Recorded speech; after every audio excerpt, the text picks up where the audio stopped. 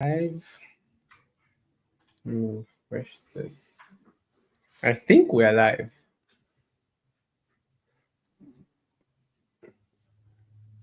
Okay. Yep, we're live. We're live. Um, Awesome. yeah, we're live. Hi, everybody. My name is Shadrach Akintayo. I am the founder of DevRel Community Africa, and today with me is Sam. Julien. Sam is the director of developer relations at Writer, and I used to know Sam via the Odzero ambassador program while he was still at Okta slash Odzero. Thank you so much, Sam, for agreeing to do this with us today. It's always nice to whenever the community calls on you, you're always happy to show up and also answer certain questions. So thank you so much for doing this once again, Sam. Yeah, thanks so much for having me. I'm happy to be here and happy to talk to you. Awesome, awesome. So my very first question would be, um, can you give us a brief overview of like how you started your career in DevRel? And before you even start that, just like tell us what DevRel is for people that like just joining in to understand like what the conversation is. Sure, yeah. So developer relations or DevRel is essentially um, you're essentially working for a software company and being the human API between the developer community and the company, and that can look a lot of different ways. That can look like a developer marketing function. It could mean education, like doing talks and workshops and docs and things like that. It could mean doing feedback to the product and product marketing teams.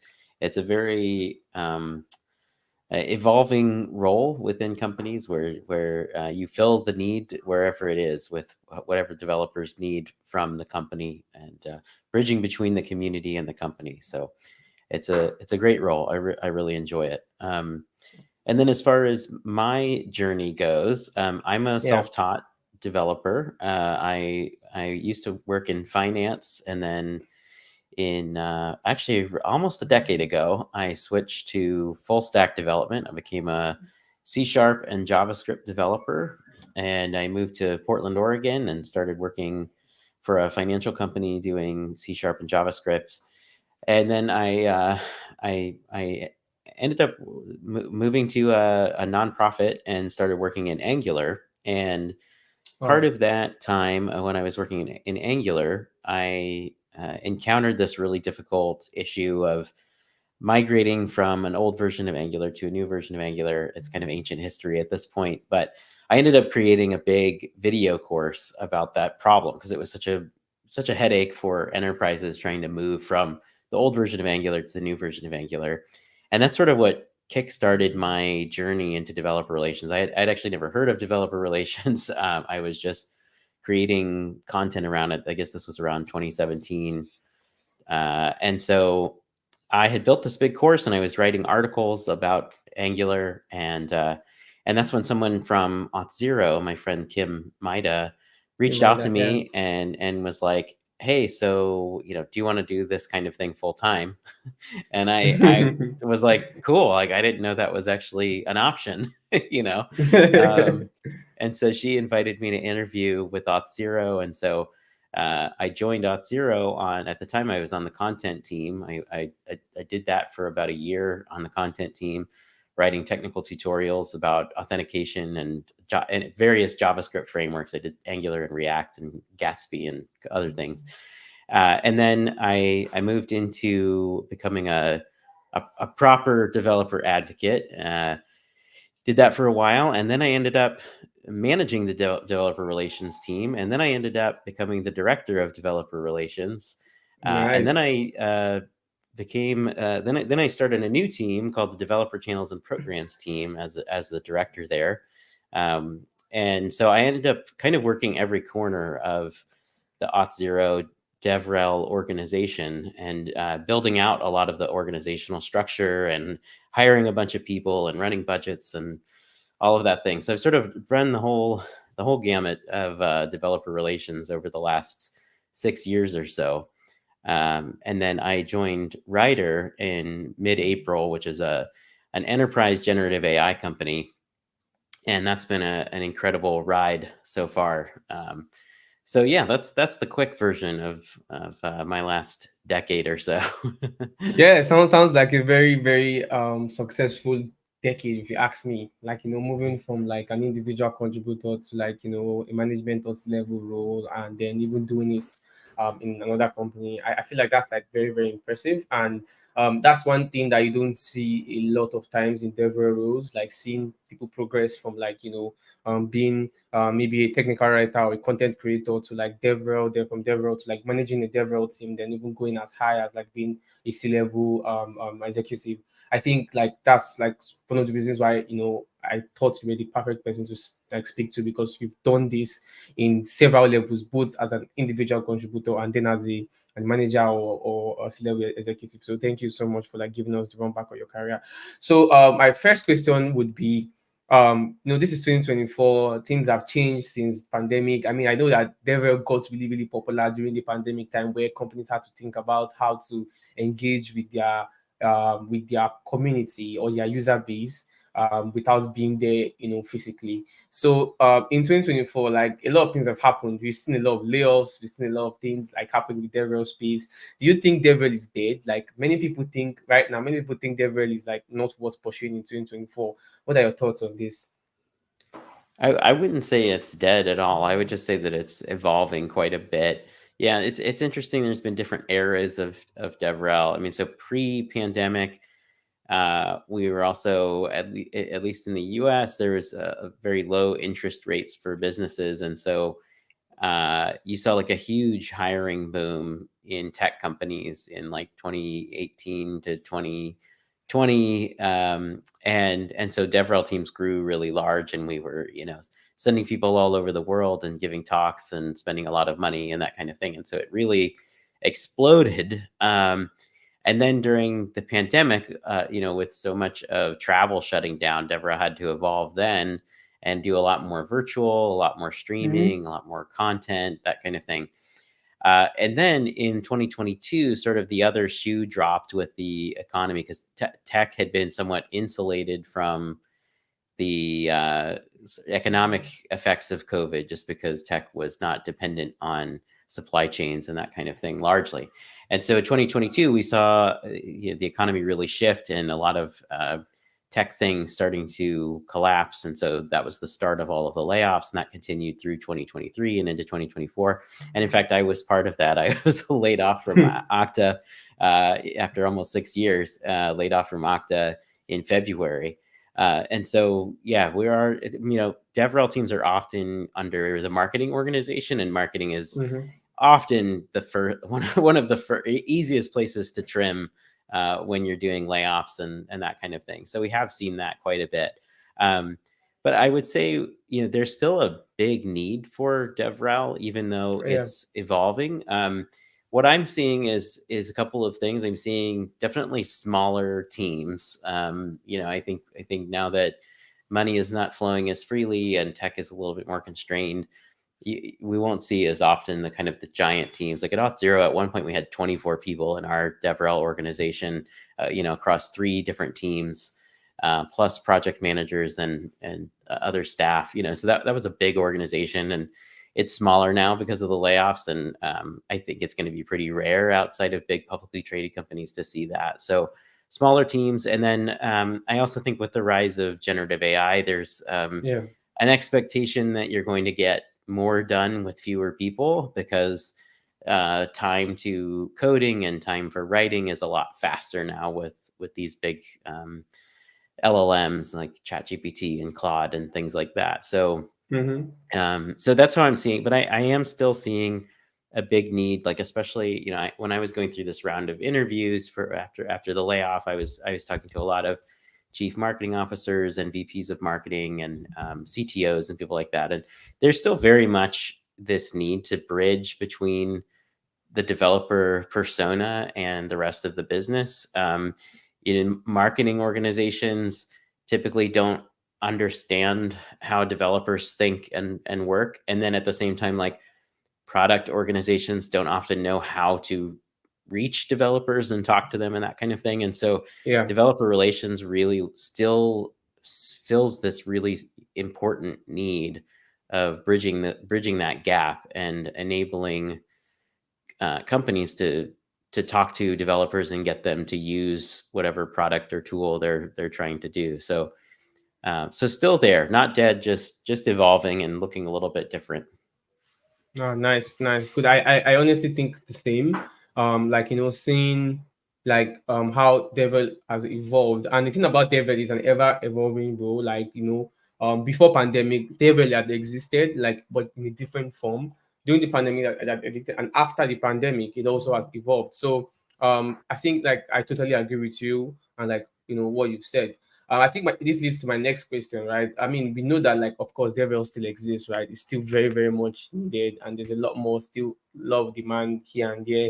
So, do you think like there is a career progression for people in DevRel? Like, if yes, like, what are the typical paths? Yeah, I'd say there's a couple different ways that this goes. Some of it will depend on the company that you're working for and the size of the company and that kind of thing. And so, um, but typically you have, if you stay in DevRel, there's an IC, an individual contributor career progression where gradually, and the titles might look like something like going like from developer advocate to senior developer advocate to principal developer advocate or something like that. Mm-hmm. And usually that involves sort of a level of being comfortable with ambiguity around projects, being able to collaborate across the company with different teams or organizations. Like a more junior developer advocate, they're kind of the person that you tell them what demo to build and you tell them what talk to go give, and you have them work at the booth. Maybe they're not kind of coming up with things on their own, but then as you get more and more senior, I would expect a very senior developer advocate could run an entire event by themselves and Yeah. mobilize other teams in the company to help support events, like that kind of thing. So that's sort of one path. There's also like the management path. You could, instead of going further in the IC world, move into management and upper management and that kind of thing. And that is actually less specific to developer relations. I mean, there's you do have to be sort of an expert in developer relations in order to manage developer advocates, but the skill set Yes. is largely the same as other management and upper management roles.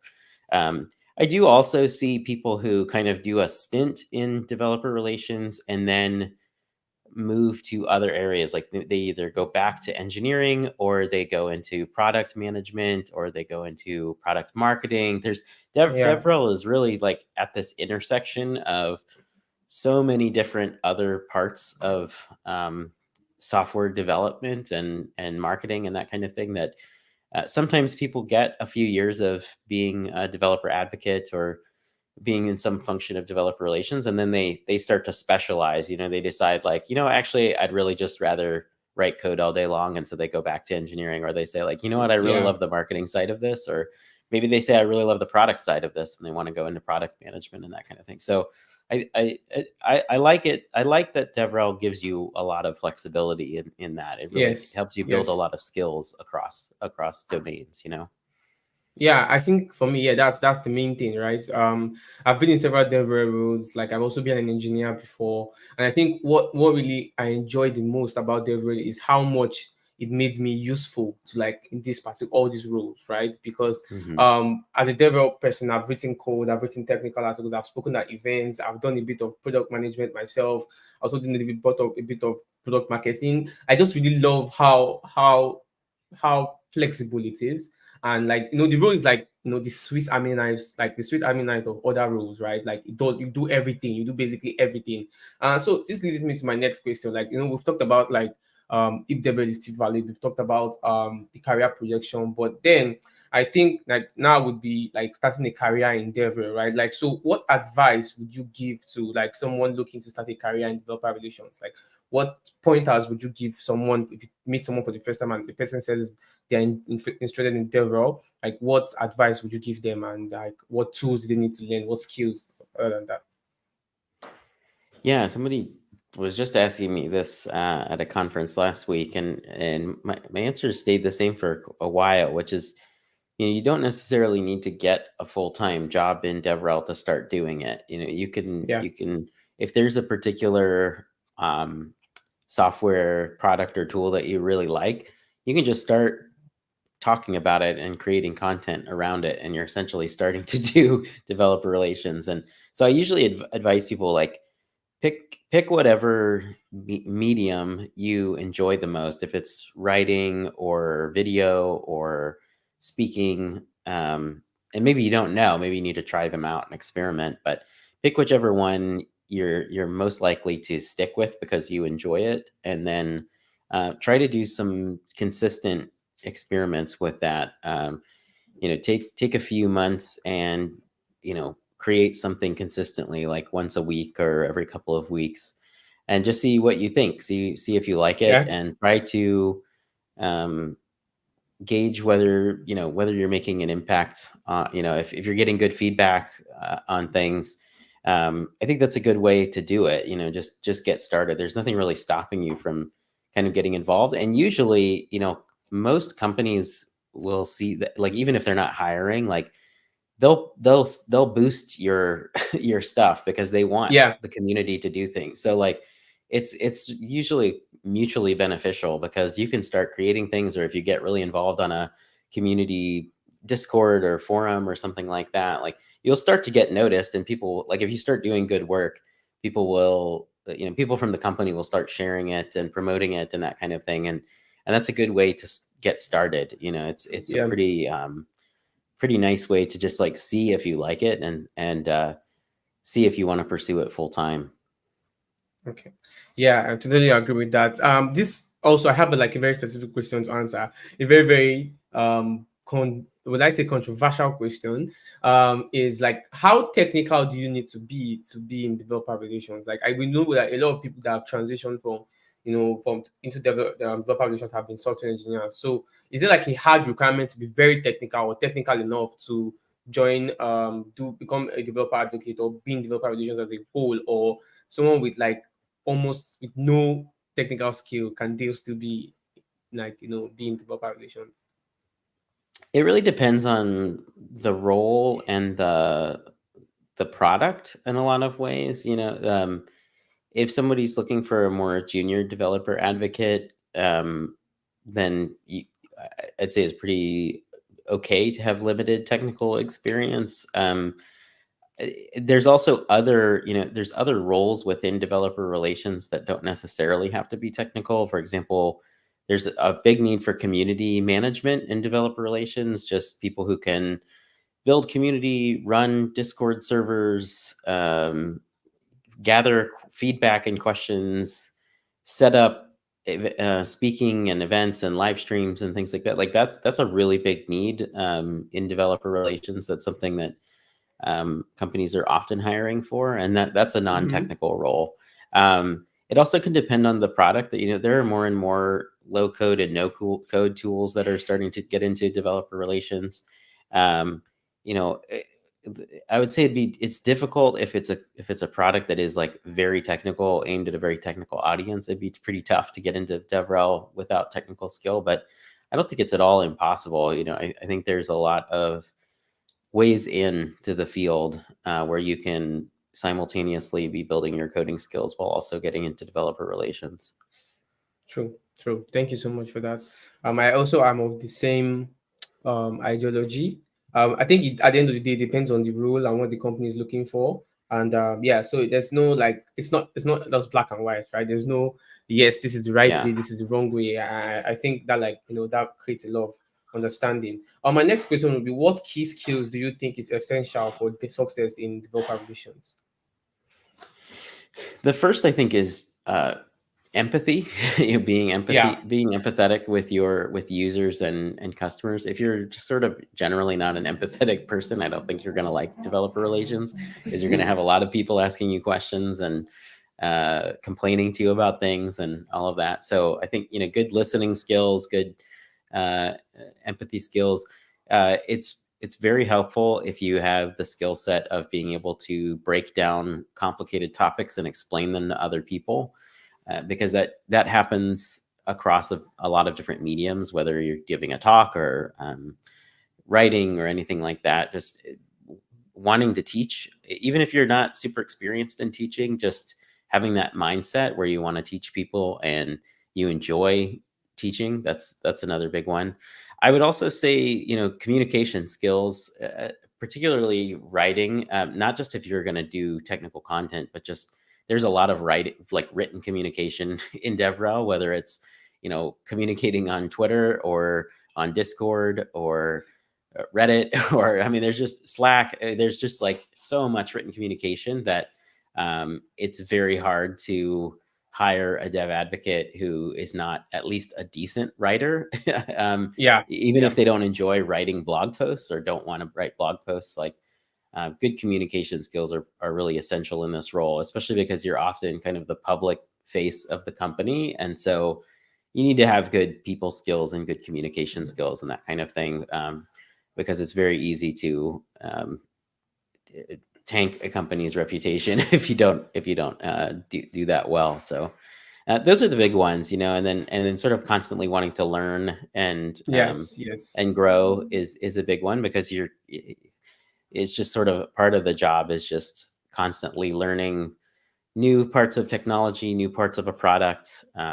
So you have to really kind of enjoy that pace and that mindset. It's not really a job where you kind of like stagnate and just do the same thing over and over every day.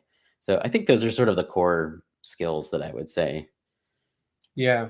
I agree. Like I think for me the most important one is empathy, right? Like there's no there's no way you can be in David without being empathetic, because you need to be able to put yourself in the shoes of, like, your users or your audience, and from that way you can identify pinpoints and also like help them succeed. So I think for me the key one would be empathy, and then lastly would be also having a learner, like a growth mindset, like being ready to learn, like, because you will learn a lot. Like in Devil, you would learn a lot.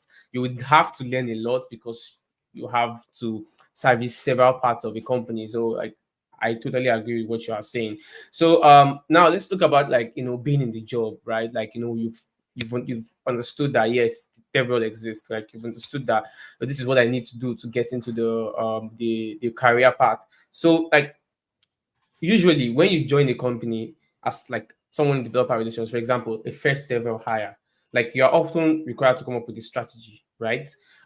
So how would you advise someone in a similar situation to approach this?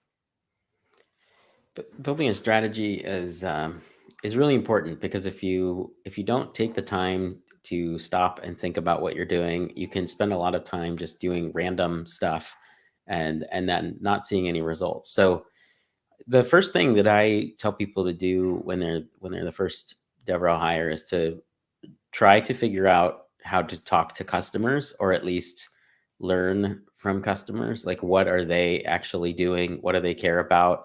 Because it doesn't matter how many people, like in the end, like how many people you talk to, how many developers you talk to, only matters if somehow influencing the actual customers of the company. So Yeah. um, the more you can talk to, it might be talking to sales, it might be talking to product marketing, it might be doing focus interviews with selected developers at customers, but getting into the headspace of actual users of the product is going to help you work backwards. Because if, for example, you find out, oh, we seem to have a lot of customers in like the healthcare industry, and they really tend to use this part of the product, but then this part of the product they're really struggling with. That gives you like 12 different things that you can work on. You can create content for healthcare. You can create content for, you can go give a conference talk on like this issue or that issue. Like that gives you a huge place to start, and you could start identifying trends and topics and that kind of thing, because usually what works for some people is going to work for other people as well. So that would be like starting point one, is just to start getting in the heads of the customers. The other thing I would be sure to do is make sure that you're in alignment with all of your leaders. There's a lot of Yeah. different understandings of what DevRel is and what the purpose of it is and what impact it should be having. And so identifying like who are all the stakeholders who either do have a say in what you're doing or think that they have a say in what you're doing, and make sure they understand, I always ask that, what is your definition of success? And you're going to get a lot of different answers. And so you need to make sure that there's some clear boundaries and communication and management structure and that kind of thing, where that who are the actual people who I'm accountable to and actually do have a say in what is or is not successful. And so that way you can help wrangle the 12 other people who think that you should be doing something but you aren't. So that's a really big one, because you could, like, the thing that you want to avoid is building a DevRel strategy in isolation. Because if you're the first or solo developer relations person, it's very tempting to just like kind of go off and do your thing, and Yeah. because you're the expert. But that's just not how companies work. Like you're inevitably reporting to someone, even if it's the CEO. You're reporting to Yeah. someone, Yeah. and they're going to have feelings about what you are and are not doing. And so share the progress and the evolution rapidly. Share it as you go and get feedback on it, and make sure that people are in agreement, because there's always a big danger where there's competing definitions of success. And so then you go off and you do one thing, and then 6 months later somebody else is like, well, why didn't you do this? And you need to have a paper trail of like, well, here are the reasons that I did these things, and here are the people that agreed on it, and that kind of thing. So DevRel is very tricky with that. It's not as cut and Yes. dry Yes. as other roles. And so you have to be a little bit more methodical about why you're documenting what you're doing and explaining to making sure that there's a lot of like heads nodding along with what you're saying, and documenting what's going on. So those that's another big piece of advice I would give people. Yeah, I totally agree with it, because I've been in similar situations where I've had to start, like, develop strategy, and if you don't get it right, it's going to be very difficult showing that you've created any actual value, and that might lead to you, I mean, losing your job for the most part. So, like, Yeah. like you personally, you've had like experiences leading the DevRel team, starting a DevRel team, building out a DevRel strategy. So like you were the perfect person to ask this question. And I personally have also learned from what you've said. So thank you for that. I think my next question would be so there are two, like, in developer relations, like you have to deal with two people. One, you have two sets of people. One is you have to deal with the developer community, right? That's the actual consumers of the product. And then you also have to deal with upper management, which is like the villain in our story. So how can how can DevRel professionals balance the needs of the company or upper management with the interest of the developer community? I would say you want to find where there are intersections of the two, because if you think about the whole reason most of us are in this job is we're trying to make developers' lives easier and their jobs easier, through these products. Like I would say, um, so try to find areas where the product is actually solving problems for developers, and then just really double down on that, like, Yeah. because the company wants you to increase usage of the product, or whether that's through awareness or signups, or it sort of depends on the stage of the company and what the product is and that kind of thing. But ultimately, like, they're trying to get more active developers on the platform one way or another, however they define that.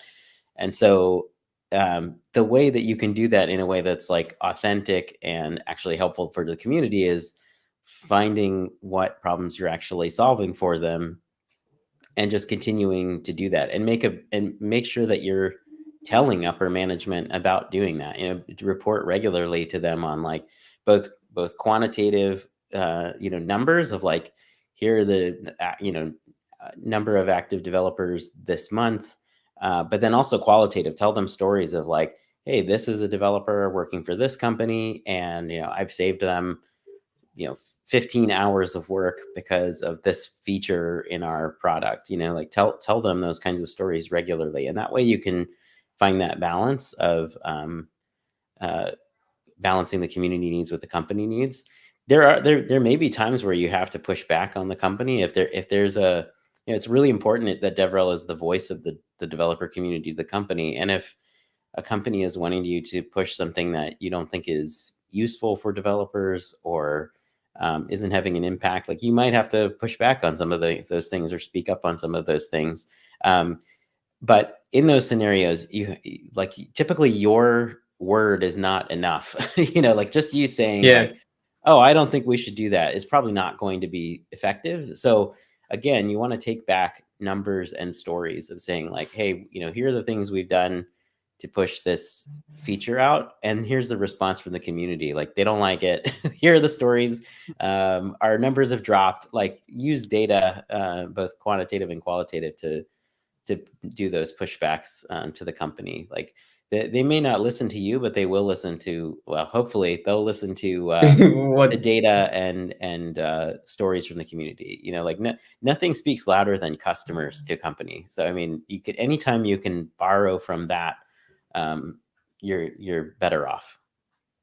Yeah, I totally agree. So speaking about data, yeah, um, can we talk about a bit about measuring for success in DevRel?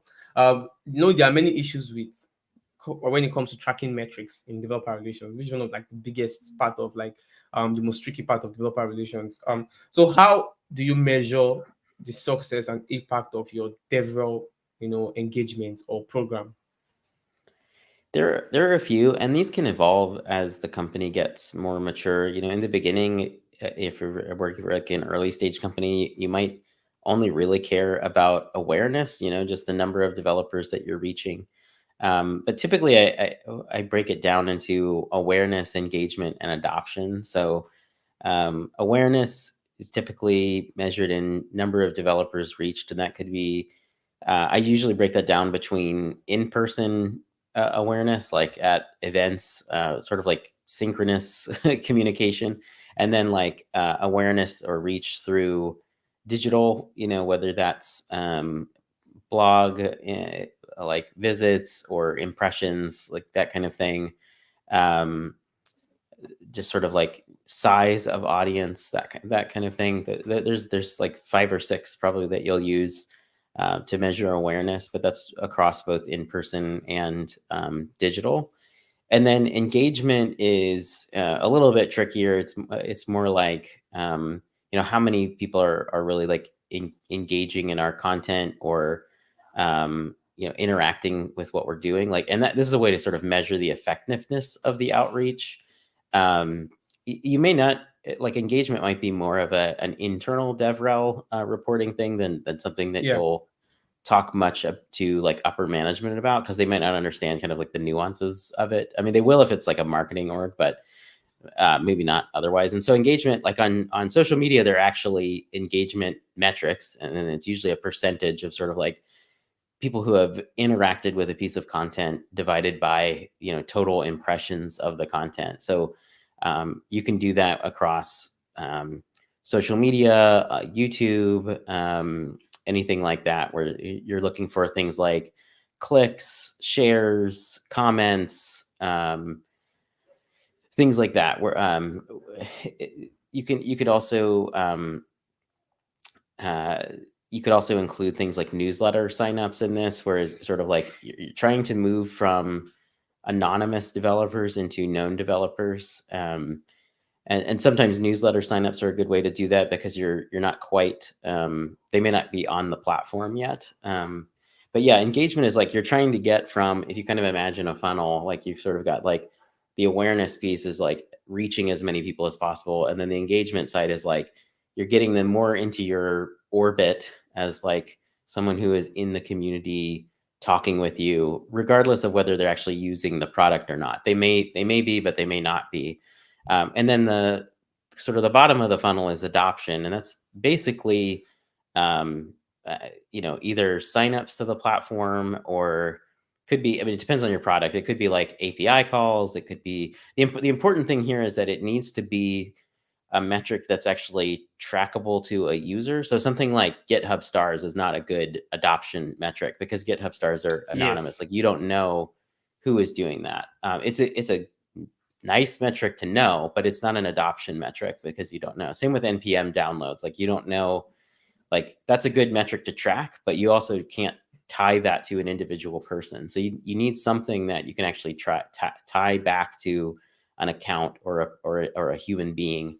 And so that's adoption, because what you want to figure out is like, what's the developer journey from like finding out about us through a conference or through our online content, and then like, how do they start to get to know us and interact with us more, and then when do they actually decide to test out the product or the platform or the tool or whatever.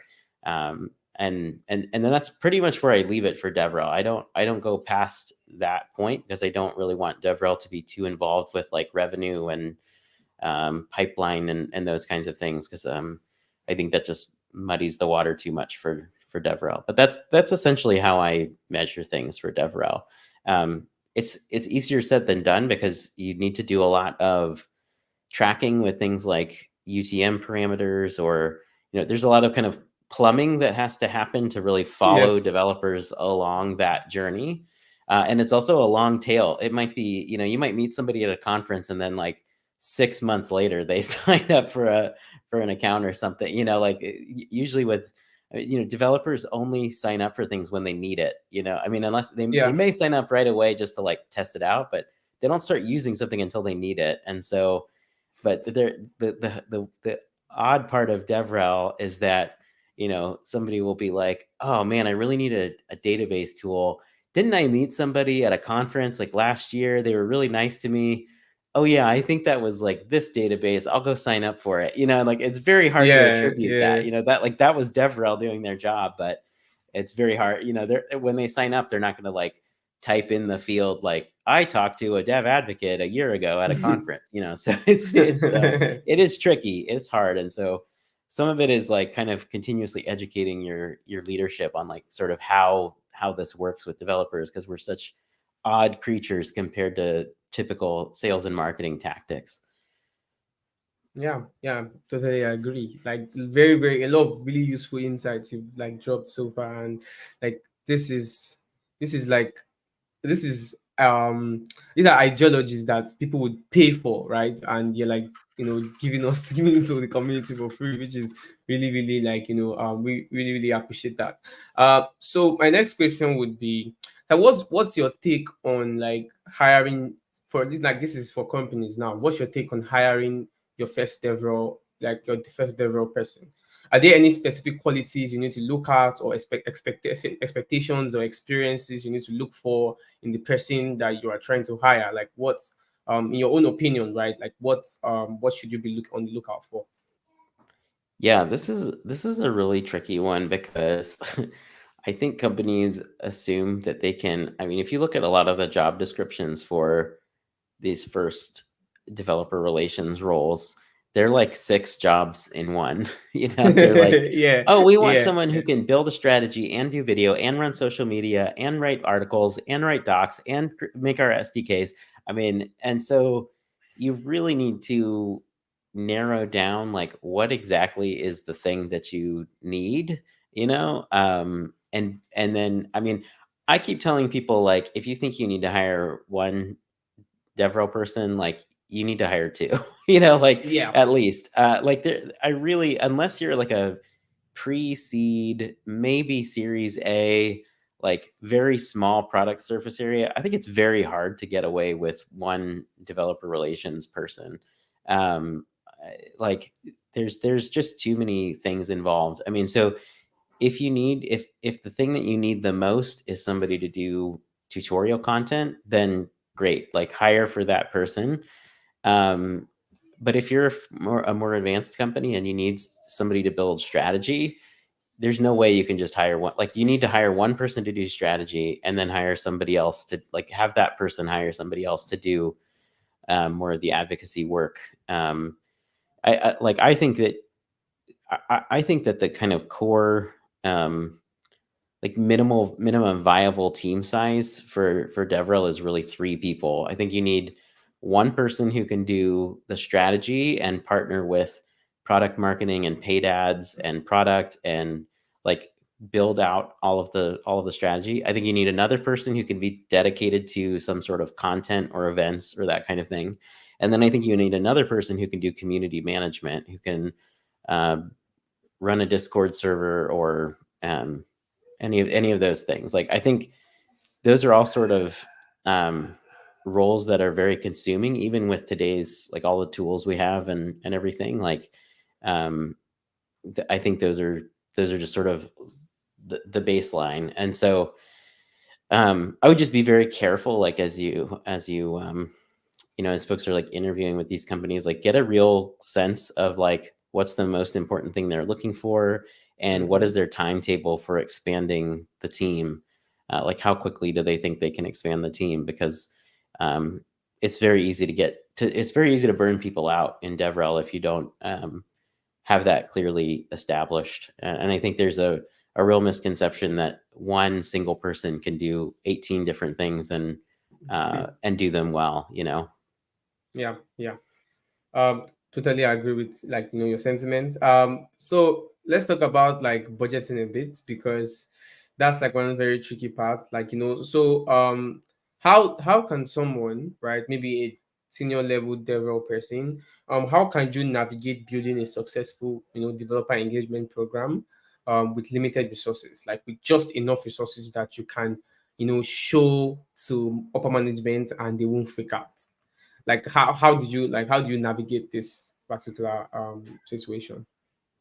Yeah, I mean, I'm sort of in that situation right now. And so, I mean, I think there's a few things. I mean, one thing is like you have to make sure that your developer experience is on point. I mean, that's sort of like that's tough because you can do all of the outreach in the world, but then if you have bad developer experience, it's just going to backfire. And that's a really hard thing to like explain to a lot of upper management. I mean, some get it, but some don't. And so like if you join somewhere where there's still a lot of product launches and a lot of like docs work to be done and kind of baseline tutorials that need to be done, like you really have to address that stuff. Like it's not gonna make any difference if you go out into the world and start telling people how great this thing is if they get there and they're just immediately frustrated. So that's kind of job one. And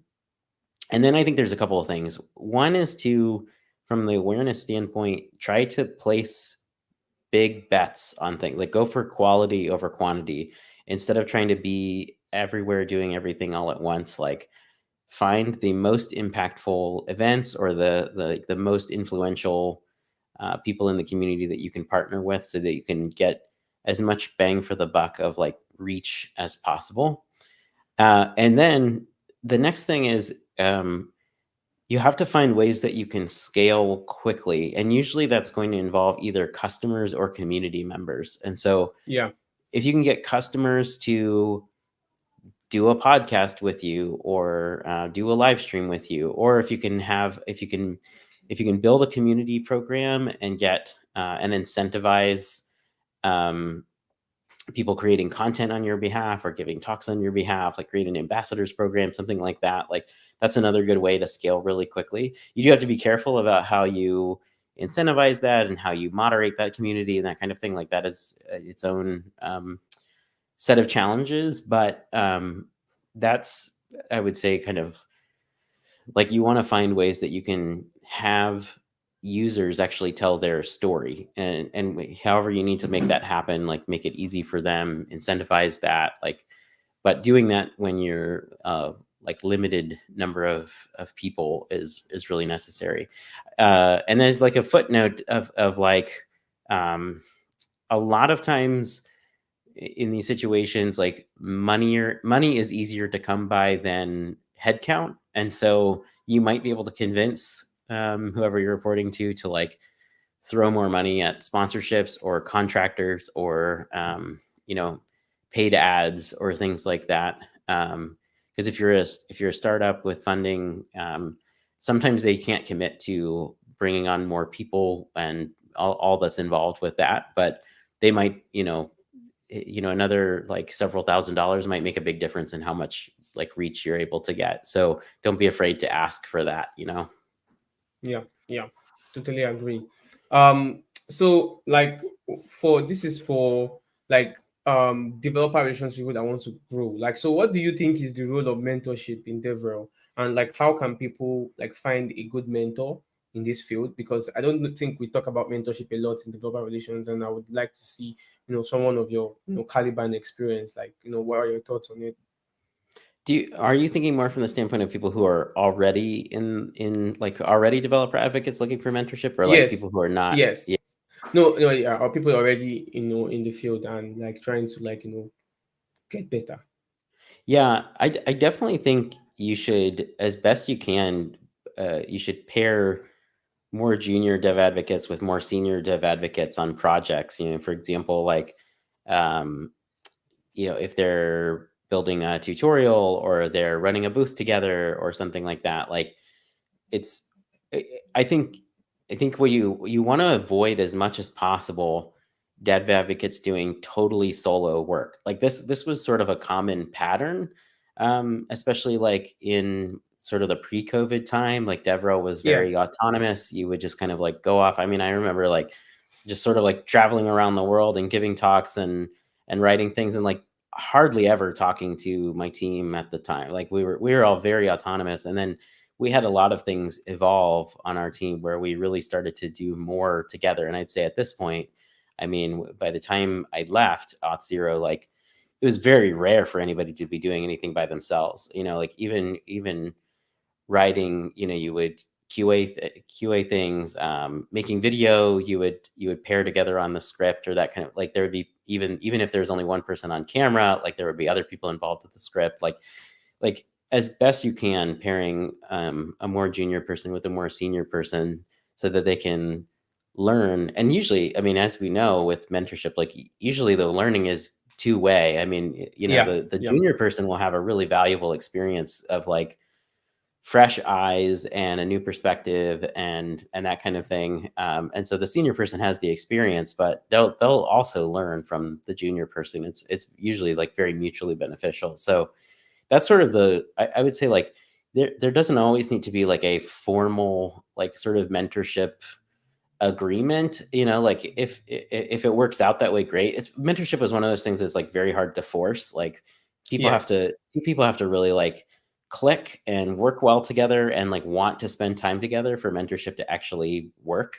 And so it's not one of those things like mentorship without that is really just like assigning group projects. And so um, I'd say like in my experience, what has worked well is like pairing up, like taking my best guess of like, okay, these people have complementary skill sets or, kind of like opposite experience levels. And I think they would get along well together. So I'm going to put them together on this project and see what happens. And sometimes that blossoms into an actual mentorship. Sometimes it doesn't. But you just keep doing that. And that's a really effective way to like grow people in their careers and that kind of thing. nice, nice. Thanks for that, Sam. So with the rise of like AI, in 2023, 2024, we've seen people get scared that AI would eliminate some certain types of roles, especially roles that are like content heavy. So, what do you think? Do you think AI would affect how DevRel is being done? With this is this in a negative way or in a positive way? And how do you believe, or how do you think developer relations people should embrace AI to make their work, better, or to not be replaced by it?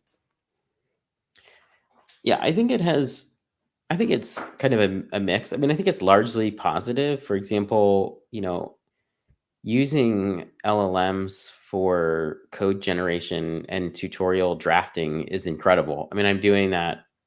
I'm doing that right now. Of like, um, help me generate this sample application and give me a first draft of a tutorial on it, and then I go in and I edit it and make sure that it makes sense and add my style to it and that kind of thing. But it's saving a ton of time, especially when you're able to like pair program and debug things. And like I think we definitely want to embrace the capabilities, because it can drastically accelerate how much you're able to get done. You still need to have like wisdom around what is like around accuracy and best practices and that kind of thing. Like you can't just sort of like publish things carte blanche without looking at them. But Yeah. I would definitely say it's largely a positive thing. I mean, I do think that it is reducing the number of people who have to be involved. I mean, because if you think about like, when I was on the content team, it could take me like 30 or 40 hours to write a full, like, well done technical blog post, or write a full technical talk. Like it would take a long time to do something like really accurate and thorough of a Mm-hmm. full tutorial. I mean, that was a while, but but now, I mean, it's like half, maybe, it may be less. I mean, creating slides is still not very easy to automate, but Yeah. and so if you think about that, like everybody's able to, you can either have the same people doing twice as much work or half as many people doing the same amount of work. And most companies are going to opt for half as many people because it costs them a lot less. Yeah.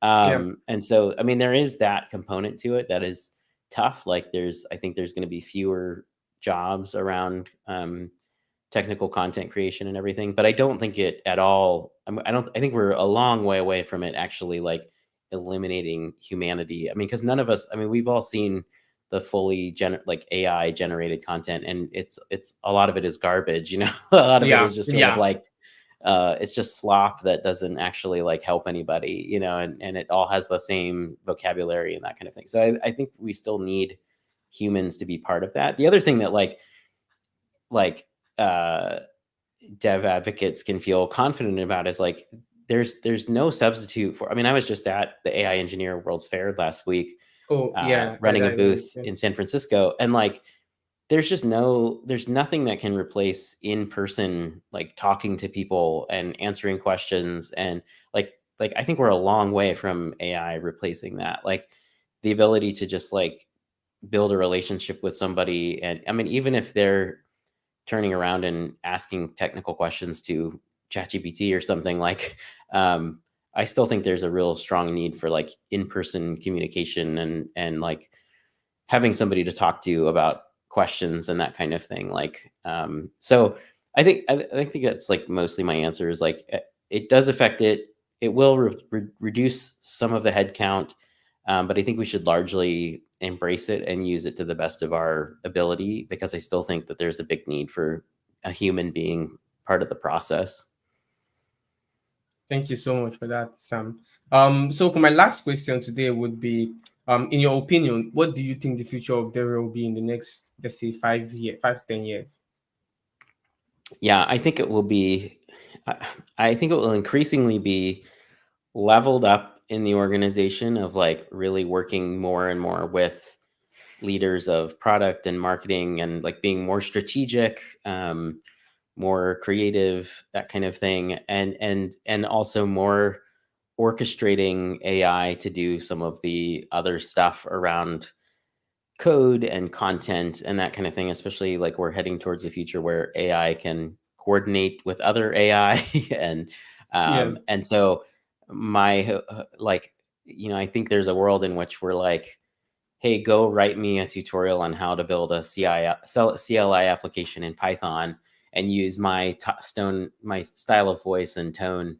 And then it just like does that. And you just spot check it for accuracy and that kind of thing. And then meanwhile, you're like doing the heavy lifting of like, okay, what's our marketing strategy? And oh, I need to get on a phone call with these 5 customers and ask them for their insight on things, like doing more of the human to human contact. Like I think content and code is just gradually getting more and more commoditized, and so um, you know more of that heavy lifting will be done by the human, and then kind of the stuff that you can automate will be more and more done by LLMs and that kind of thing. So, but I don't think it's going away. You know, I mean, I could be wrong, but Yeah. I don't think it's going away. I think there's just a fundamental need for humans to talk to each other about, Yeah. like customers always want to talk to a human being. I mean, how many times have you gotten an AI automated email back from somebody and you're just like, I just want to like call a human being and ask them this question so they can answer, you know, like, Yeah. I think at some point, you know, there's still that need for human contact, and that's where DevRel will forever live, you know. Yeah. Thank you so much for answering all our questions. I think that's like the last question I have for you today. So we have 5 minutes more. So if you have any questions for Sam, so you can just drop them in the chat wherever, whatever platform you're watching from, and we would be happy to um share it. But there's one question. Is someone said Cypher Technology says, does DevRel possess a forum or a community where beginners can share resources and get necessary education for their own personal development? I think DevRel Community Africa is like tailored for like helping beginners find their path right in developer relations. And I think Sam himself also has a book on getting started with developer relations that I think everybody should read. Sam, do you want to talk about your book a bit? Yeah, I do have a book called Getting Started in Developer Relations. That's a quick read, and it just sort of goes over the basic skills that you need and how to get started right away, and where to go for help and that kind of thing. So definitely check that out. There's also a great website called DevRel Resources. We can post in the chat. I can't post. I'll share the link in the private chat and we can put that up. There have been various forums and discords. I'm actually not sure. Some of them have sort of come and gone over the years. I'm actually not sure which ones are active, other than, I mean, clearly DevRel Community Africa has some things going on. But I'm not sure if there's like a broader one at this point. It seems like they've sort of come and gone over the years. But yeah, those are some good places to start. Or I'll put a link to my book as well. And then, yeah. Okay. Just going to copy this. Okay. Yeah, so you can just like see the link to Sam's book, and I would definitely advise every single person that is looking to get into DevRel to actually get the book, because I myself have read the book and I bought the book, and it's very, very very, very useful. So like if you're in the community, in the DevRel community, and DevRel Community Africa, and you would like to get the book, I'll be happy to like buy for a couple of people, just to support Sam, and also to support people getting started in DevRel. So you can just indicate your interest in the community Slack, and we'll take it from there. Thank you so much, Yeah, Sam. I'd be happy to give away a few copies for sure. Like no problem at all. I can send you you let me know how many people are interested and I'll send you some codes for them and stuff. It's no problem at all. Awesome. Awesome. Thank you so much, Sam. So if you want Sam's book, just indicate in the community Slack, and we would get you sorted. So that would be the end of the events today. Thank you so much, Sam, for doing this on very short notice. It's very, very well appreciated, and like the community is also thankful for all the knowledge you've shared, because they are very, very priceless. So thank you so much for doing this once again, and like see you all next time. Yeah, thanks everybody. Hope you have a great rest of your day. Yeah, bye everybody.